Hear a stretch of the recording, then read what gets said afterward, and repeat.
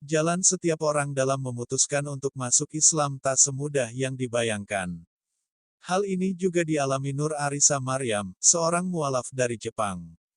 Hijabers cantik itu tidak diakui sebagai anak oleh ibunya setelah masuk Islam.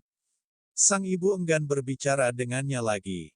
Arisa yang semula mengikuti keyakinan orang tua merasa tersentuh dengan kisah dua wanita Muslim Jepang, ketika kerja paruh waktu di sebuah pameran buku.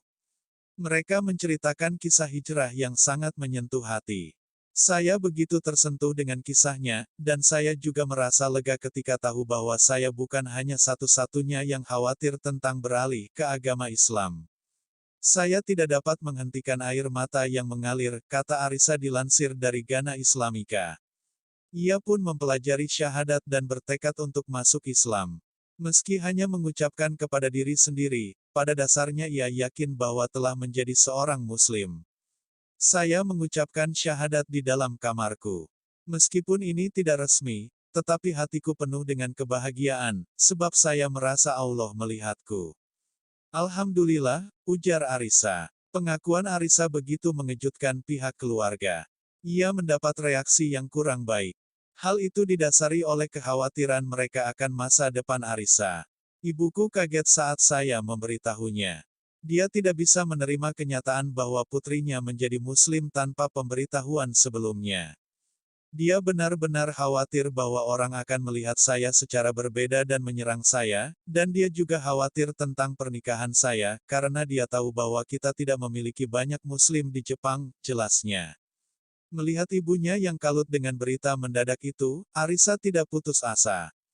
Ia bertekad untuk tetap bersikap baik terhadap sang bunda. Ia ingin membuatnya melihat dirinya lebih baik karena Islam. Beruntungnya Arisa punya teman-teman yang suportif. Tak ada satupun dari mereka yang mengatakan hal-hal buruk tentang Islam. Selain itu, adik perempuannya juga ikut mendukung keputusan Arisa. Ia bahkan membantu Arisa untuk meyakinkan sang ibu.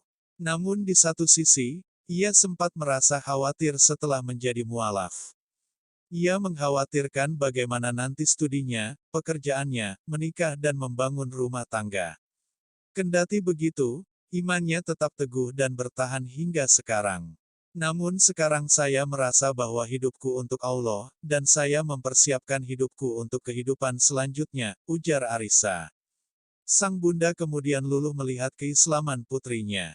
Ia berhasil melihat Islam dengan cara pandang yang berbeda.